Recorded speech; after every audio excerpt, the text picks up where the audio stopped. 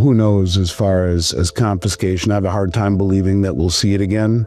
You have JP Morgan as the primary custodian of SLV and GLD. It'd be much easier to take those two funds, the lion's share of gold and silver held in a couple of funds amongst the others they are in custody of, along with BlackRock, without going door to door, to take what amounts to a drop in the bucket in terms of what the American public owns. And you have the Shanghai Gold Exchange and the gold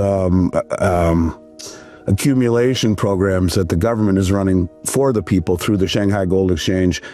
They're promoting gold in China. You look to Russia, they've slashed or got rid of the duty, if you will, I guess it's called, or any extra tax that the people have to pay to own it in Russia. That's gone. They're promoting it to their citizens. You have countries around the globe, even those that we would consider to be a step or two behind the freedom we find here, which is probably silly to even say that, but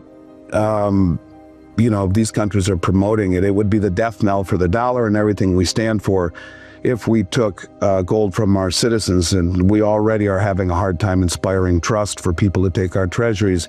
If we activated eminent domain and took gold from the public, it would be, I think, a very bad day for the United States and our prospects of retaining the center of free trade globally. So I don't think that'll happen. It's too easy for them just to take the ETFs, but that's speaking to jurisdictional risk. You could dig a hole in your backyard and become a midnight gardener if you're really that concerned about keeping it in your house. I get it. If you want to move it into storage, we've partnered with Brinks and we've worked with them for going on 17 years. I've never seen an ounce out of place, raise my voice for a second, or question anything I've ever seen there. I've taken part in dozens and dozens of audits with the third-party auditor. They do things the right way. In a world of imperfect choices, it's as good as I find. I would stay away from private facilities in strip malls that these things that they use a retina scan or whatnot, these small places that, I just think that it lacks the security, it lacks the infrastructure. Certainly you'd want to make sure everything is insured and whatnot. For me, storage is about knowing the location, having the ability to retrieve it, making sure that the assets are completely segregated and fully insured. I don't think that anything fits the bill quite the way that our Brinks program does. Well, like I said, there are easy ways to hide this stuff in your home, bury it. Yeah, I mean, one of the things that people are talking about is the amount of shorting that we've seen in PSLV, that it got absolutely crushed in terms of short interest in a matter of an hour. In 1 minute, you saw, literally thousands of shares dumped onto the market, and just like that, maybe even more than 1 million shares, that drove down naked shorting PSLV. And the rumor behind it is that the reason they're doing that is to disincentivize not only investment in silver, but when there is a increase in demand in something like PSLV, they have to go out and actually purchase silver for the trust. And if you have all of this shorting of PSLV that is greater than the demand in PSLV, they don't have to go out and buy more silver. So they can short the share. And I was, looking at shorting. I found it interesting, and people should think about this in terms of the great taking, in terms of the difference between something like PSLV, which can be shorted, versus holding it yourself. This is SEC Rule 15C3-3. In the United States, the Securities and Exchange Commission regulates rehypothecation through Rule 15C3-3, which limits the amount of a client's securities that a broker-dealer can rehypothecate to 140% of the client's debit balance. So, they can take everything that you have plus another 40%, and it can be shorted. So all of these shares that are then borrowed are shorted. They drive down the price. They have to, at some point, buy those shares back. But at this point right now, where there's so much demand in silver, and they're still trying to keep the price down. This is a very dangerous time, and they're using PSLV as a tool to hold it down. I also found it interesting. I found a statement when we think of maybe the prospects of where silver could go from Donald Trump, and it stated 1/17/2017. Silver is the most undervalued asset on the planet. It's been money for all of human history, and here it sits at $16.50 an ounce. Sad. So yeah, it's doubled since then, since 2017, and arguably still rather undervalued. And this is the way that they manage the price. Things like the ability to massively short PSLV to keep the trust from going into the open market to buy more silver, which pushes the price up. I found it interesting, a tweet from Max Kaiser the other day, who is the Bitcoin maxi, has spoken out against gold for a long time. He was a gold bug for a long time, completely shifted. Talking about stablecoins. He says a stablecoin backed by gold would outcompete a US dollar-backed stablecoin on world markets. Russia, China, Iran should take note. I would argue they are, and they have been. That's the whole concept of the unit settlement currency, which do not think for a moment that's gone. It would track inflation. The US dollar does not. You're guaranteed to lose purchasing power in the US dollar. The US dollar has no volatility, but again, you're guaranteed to lose purchasing power. Bitcoin is deflationary but volatile. Gold tracks inflation and is minimally volatile. Why wouldn't Russia, China, Saudi, and Iran do this? Well, they are. I think they are issuing,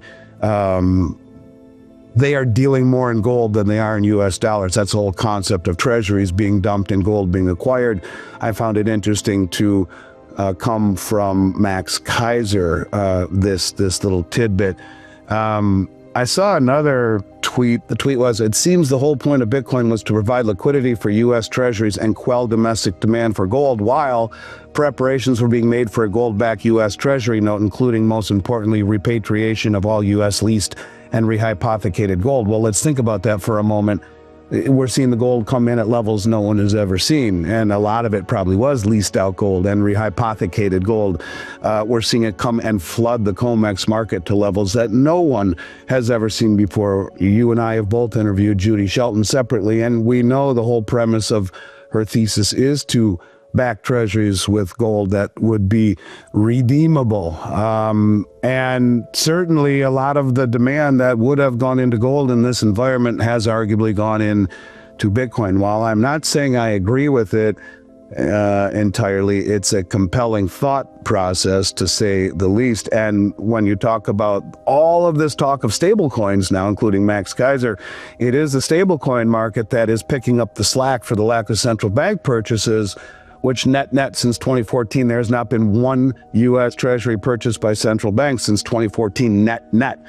Yes, there's been a lot of buying by central banks, but more selling than buying since 2014. And the stablecoin market, which is now almost entirely backed by U.S. Treasuries, is providing a major source of demand for the Treasury. So lots of things happening under the under the seams, and who knows how it all plays out. But when you see desperation, like, a million shares dumped onto the market and shorting PSLV at the open to keep them from going into the open market, it's worth pondering. A couple other things, and then I'll take any questions if there are. We can say goodbye.